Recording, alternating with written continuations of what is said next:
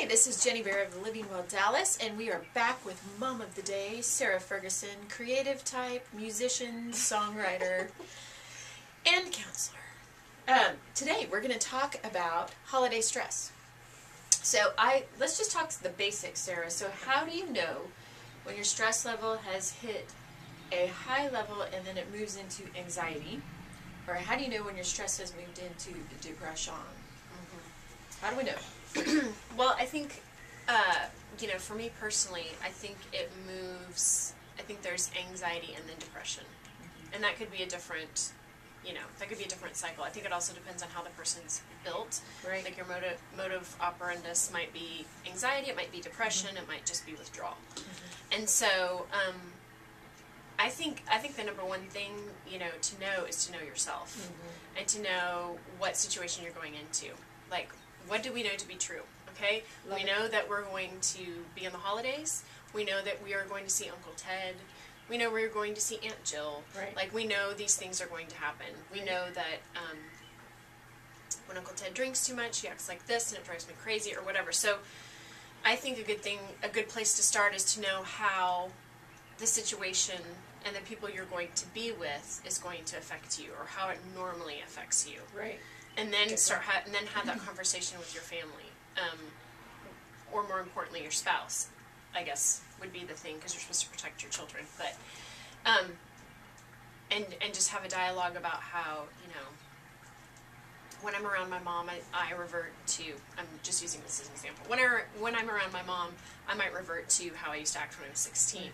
That drives my spouse crazy. So we talk about not being in that situation, or whatever. So like a clear understanding of who you are in that situation, clear understanding of who everyone else is in that situation, and then communication between you and your husband or you and your spouse about, do we need a safe word? Do we need I was just thinking, like, how do you let the other person know that you're going down 16-year-old route and starting to spin off into your old... Right. And I think, for me, it's... For my husband and I and our family, we both grew up around family. And so I think some people take the unfortunate route of just choosing not to be around family. Right. But that is such a big part of who we are and who we want our children to be, that we've decided to take the good with the bad with that. And in that, I think... Put the fun back in dysfunction. Right. So you go with the expectation that it's not going to all... I think, have realistic expectations. And go from there. Right. But I think, things that we do is we take walks, make sure you get outside, little breaks, whatever, offer to go to make a run to the grocery store, whatever you need I'll to do. go! Yeah. Or just say you're going to go to the grocery store. Right. And then also look at a realistic time frame. I think some people feel like I think that's a great tip. Well, the kids get out of school on Friday, so we have to go Friday all the way till Thursday, and then everybody will be tired, and we won't have a day, to come back and decompress and get back into our life. And, right, but look, you want your time to be as meaningful as possible for everyone involved. And so, whatever your family situation, I think you just have to figure out what works for you guys. And we travel a lot, and our families aren't here, but they're important. So one thing we've figured out is we need a buffer day. Right. So we have a travel day, and then we have a buffer day to come home before we have to head back into our lives. And we try, it doesn't always happen, but we try for that to be a part of our vacation planning, our family trip planning, because that helps us function better and gets everybody back into the time frame. Ooh, I think that's a really good tip. Let me go back to two things come to mind. Okay. So you had some great advice about, this is how I might respond when I go back into my family zone. This is how I think so-and-so may respond. And you have that conversation with your spouse. But how do you have some of those boundary conversations with the other family members to say this is, because they may have an expectation or assumption of, well, you're coming and this is what it's going to look like and smell like and be like, and we're going to have this wonderful experience and la-di-da. But the experience you have going on in your mind about what you and your spouse and your kids are going to do is a little bit different. So how do we get everybody on sort of the same page? I don't think that's the goal.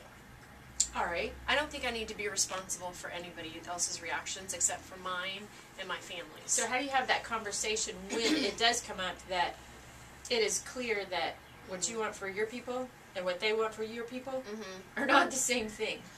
Well, and I think there are varying degrees of what that might be and what that might look like. But I think, stick with the phrase that pays. My mom always said, pick a sentence when you're trying to establish a boundary and just repeat it. You don't have to have emotion behind it. You don't have to have any sort of anything about it. But when you're trying to not necessarily push back but establish something that has not always been there, what you need to do is you need to say the same thing over and over again. And however that person responds, however that person accepts or does not accept the boundary that you've set is really about them and not about you. So, do you have one of those lines? I'm trying to think right now. I can think of it in a non-family situation. Like Betty, my business partner, has a line which is, if you are trying to, I can't prioritize that at this time because, I've got this, and this going on. Thank you so much for asking me, but I'm going to have to decline it this time. Right. Same sort of line of thinking. Right. You're making a boundary, but you're not saying no. Right. Well, yeah. So, let's say Grandma wants you to stay another day, and I would say, our family's going to leave on Friday.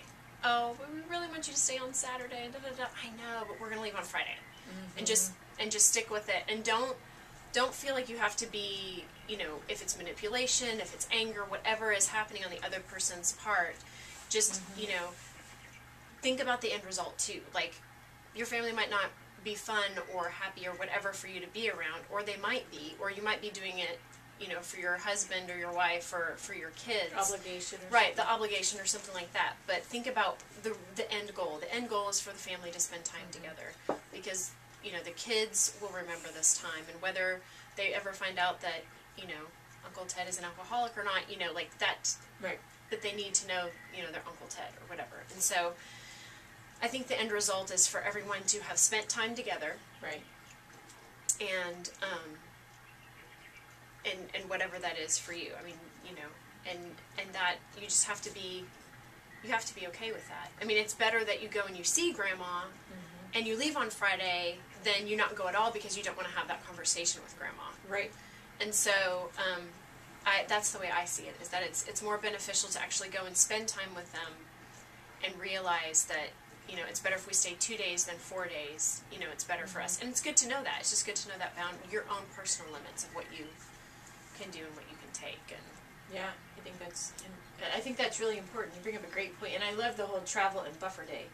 Because I think some people, push it to the limit because they're like, let's get in as much as we can. And then the logistical part of, getting the whole family and everybody back and, to start that Monday or whatever it is when they come back, it can be for lack of better words, a beating. And so let's go back, though.